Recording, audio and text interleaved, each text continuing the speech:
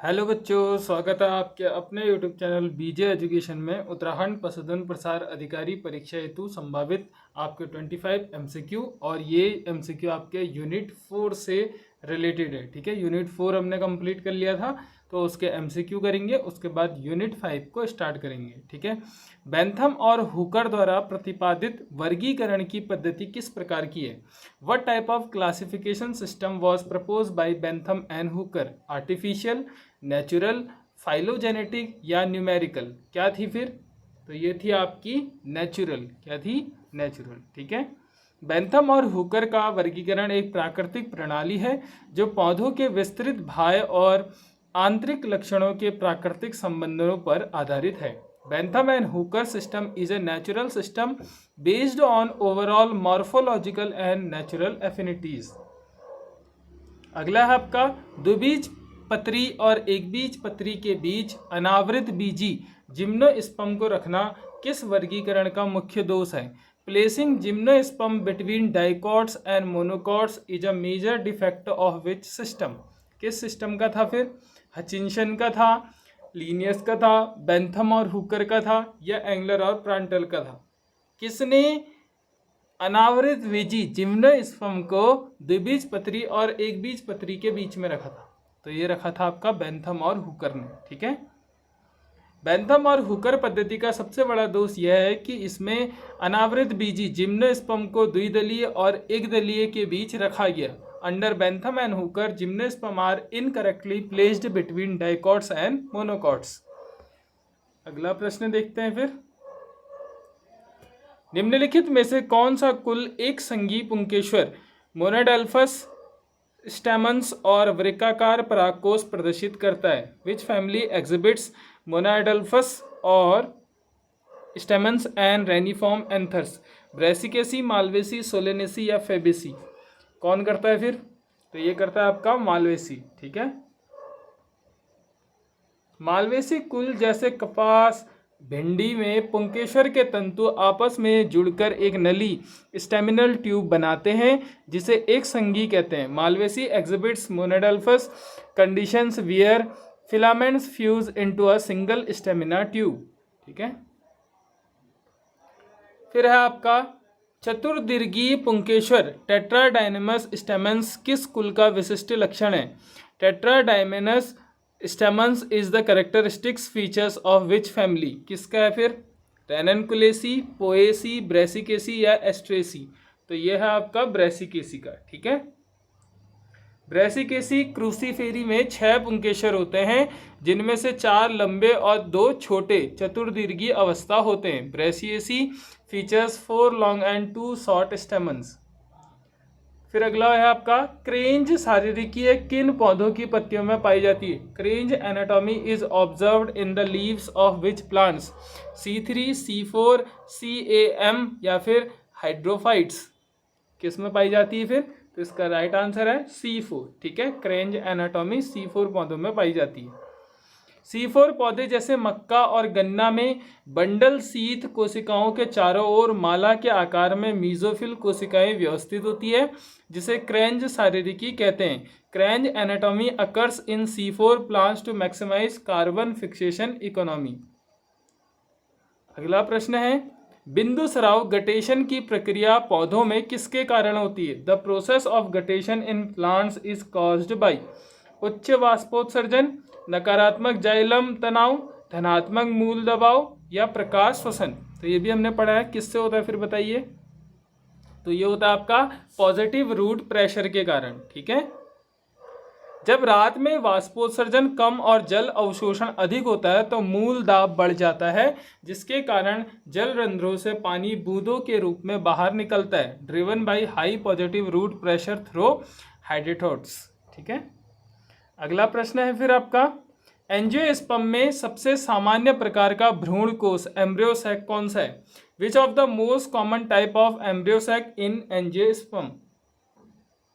आइनोथेरा प्रकार, पॉलीगेनम प्रकार, एलियम प्रकार या एडोक्सा प्रकार?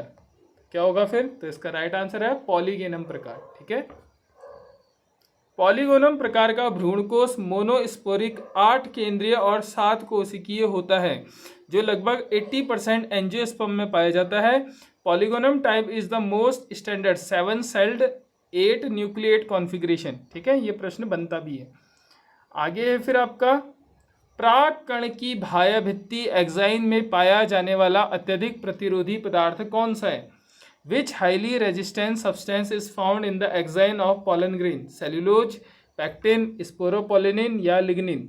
पढ़ा था, जिसने क्लास पढ़ी होगी उसको पता होगा क्या है फिर। तो यह आपका स्पोरोपोलिनिन। ठीक है, स्पोरोपोलिनिन एक अत्यधिक प्रतिरोधी कार्बनिक पदार्थ है जो पराग कणों को उच्च तापमान, अम्ल और एंजाइम से बचाता है। Sporopollenin handles environmental stress and secures pollen longevity. ठीक है, अगला प्रश्न है फिर आपका प्रकाश श्वसन चक्र के दौरान भाग लेने वाले कोशिकांगों का सही क्रम क्या है? तो सही क्रम है आपका क्लोरोप्लास्ट, फिर है प्रोक्सिसोम, फिर है माइटोकॉन्ड्रिया। ठीक है, प्रकाश श्वसन C2 चक्र में 3 कोशिकांग क्रमशः क्लोरोप्लास्ट, हरितलवक, प्रोक्सिसोम और माइटोकॉन्ड्रिया भाग लेते हैं। ठीक हो गया। अगला प्रश्न संख्या 10, ग्लाइकोलिसिस की प्रक्रिया कोशिका के किस भाग में संपन्न होती है? In which part of the cell does glycolysis takes place? Mitochondria का मैट्रिक्स, कोशिका द्रव्य, हरितलवक या राइबोसोम? किस में होती है फिर? तो ये होती है आपकी कोशिका द्रव्य में। ठीक है,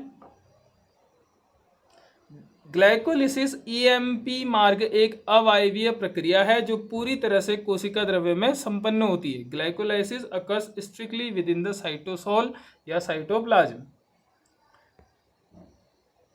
क्वेश्चन नंबर 11, निम्नलिखित में से कौन सा पादप हार्मोन तनाव हार्मोन, स्ट्रेस हार्मोन के रूप में जाना जाता है? Which of the following plant hormones is known as stress hormone? Auxin, gibberellin, abscisic अम्ल या साइटोकाइनिन? तो इसका राइट आंसर आपका एब्सिसिक अम्ल। ठीक है, एब्सिसिक अम्ल खुले या तनाव की स्थिति में रंध्रों को बंद करने के लिए जिम्मेदार होता है, इसलिए इसे तनाव हार्मोन कहते हैं। प्रश्न संख्या 12, कौन सा तत्व क्लोरोफिल अणु की वलय संरचना के केंद्र में पाया जाता है? Which element is found at the centre of ring structure of the chlorophyll molecules? लोहा, मैग्नीशियम, मैग्नीज या जस्ता? क्या है फिर? तो इसका राइट आंसर है आपका मैग्नीज। ठीक है, सॉरी मैग्नीशियम। क्या है? मैग्नीशियम। ठीक है, पढ़ा भी हमने मैग्नीशियम करके जब क्लास थी। तो मैग्नीशियम क्लोरोफिल के 4 फायरिंग रिंग के केंद्र में स्थित मुख्य धातु परमाणु है। Magnesium anchors the core of the porphyrin ring of chlorophyll. ठीक है, बोल्टिंग प्रभाव किस हार्मोन द्वारा प्रेरित किया जाता है? Bolting effect is induced by which hormone? Cytokinin, ethylene, gibberellin या फिर ऑक्सिन? किस में होता है फिर? तो इसका राइट आंसर है आपका जिब्रेलिन। ठीक है, जिब्रेलिन रोजेट पौधों जैसे बंद गोभी में पुष्पन से ठीक पहले पर्व इंटरनोड के तीव्र दीर्घाकरण को प्रेरित करता है, जिसे हम वोल्टिंग कहते हैं। ठीक है, GA triggers internodal growth right before flowering. Notes बनाते रहिएगा, ठीक है, ताकि उसको रिवाइज करो। सूरजमुखी सनफ्लावर का पुष्प क्रम किस प्रकार का होता है? What type of inflorescence is found in sunflower? Cyathium, hypanthodium, Mundaka या कैपिटुलम या फिर वर्सी सिलेस्टर? कैसा होता है फिर बताइए? ये होता है आपका कैपिटुलम टाइप का। ठीक है, ऑप्शन नंबर सी।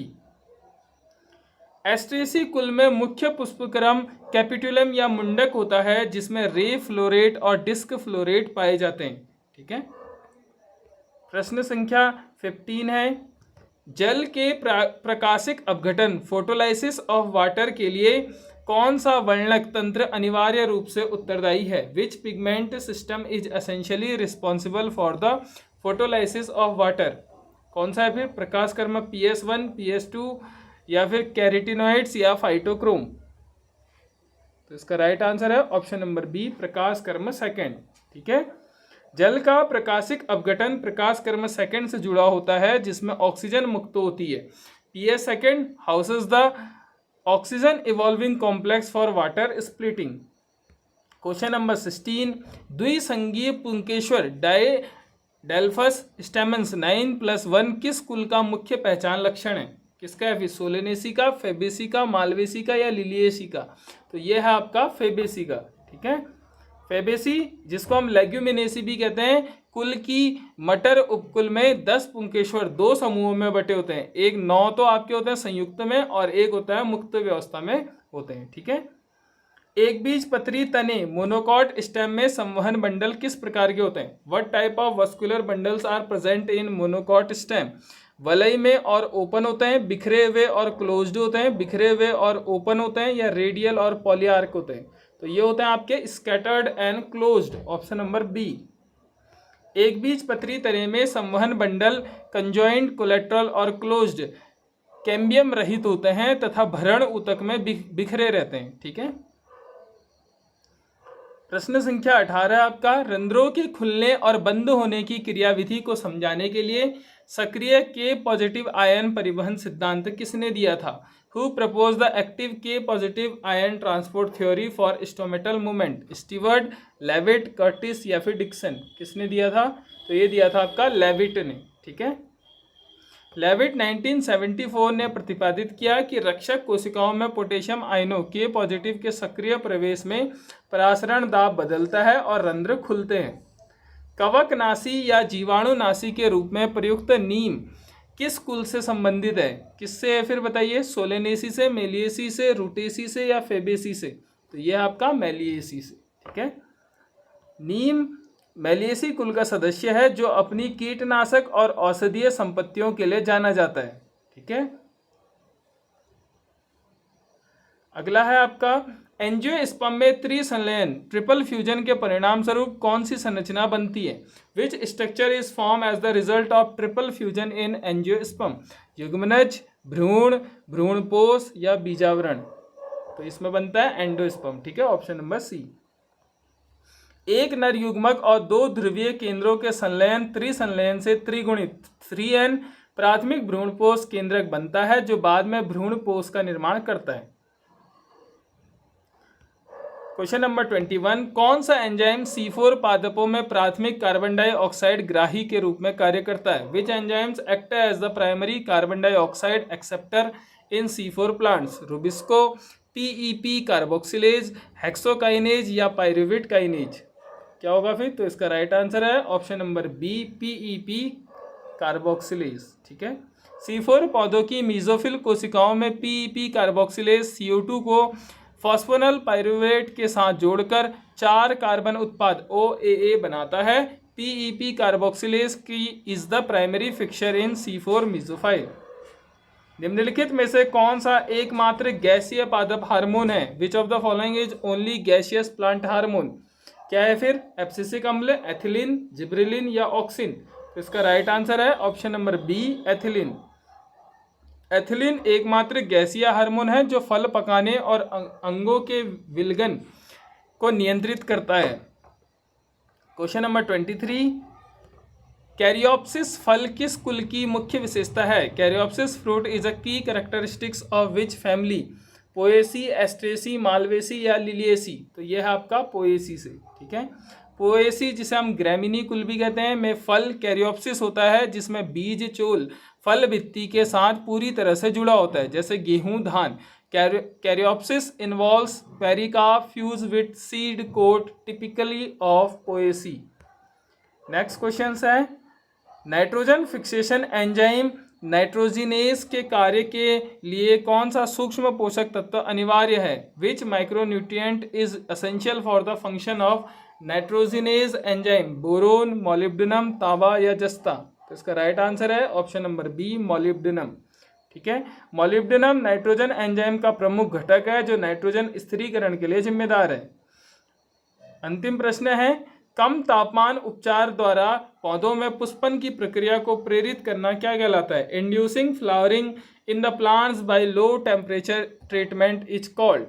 क्या कहलाता है फिर? दीप्तिकालिता कहलाता है, बसंतीकरण कहलाता है, प्रसुप्तीकरण कहलाता है या फिर आपका विलगन कहलाता है? तो इसका राइट आंसर आपका ऑप्शन नंबर बी, वर्नलाइजेशन या फिर बसंतीकरण। ठीक है, बसंतीकरण वह प्रक्रिया है जिसमें पौधों को कम तापमान शीतकाल देकर समय से पहले पुष्पन के लिए तैयार किया जाता है। Vernalization refers to chilling induced acceleration of flowering. ठीक है, अगर बीजे एजुकेशन के चैनल में पहली बार आए हैं तो चैनल को सब्सक्राइब करें, और यदि अभी तक आपने जूलॉजी बॉटनी के पार्ट ए और पार्ट बी कंबाइंड 100 MCQ की प्रैक्टिस सेट नहीं खरीदी है तो अभी आप व्हाट्सएप नंबर पे SMS कीजिए और वहाँ से परचेज कर सकते हैं। ठीक है, काफ़ी बच्चों का उसमें पॉजिटिव फीडबैक आया है कि उनके नंबर काफ़ी अच्छे आ रहे हैं और प्रिपरेशन सही चल रही है करके। ठीक है, तो कृपया करके जूलॉजी बॉटनी वाले ही संपर्क करें और प्रैक्टिस सेट को दीजिए और अपना फीडबैक बताइए। ठीक है, डिस्काउंट भी चल रहा है, जिन्होंने सब्सक्राइब किया है उनके लिए रेट कम कर दिया जाएगा। एक PDF आपकी 49 की है, 4 की आपको व्हाट्सएप पे डिटेल बता दी जाएगी। ठीक है, मिलते हैं फिर नेक्स्ट वीडियो में, तब तक के लिए अपना ध्यान रखिए।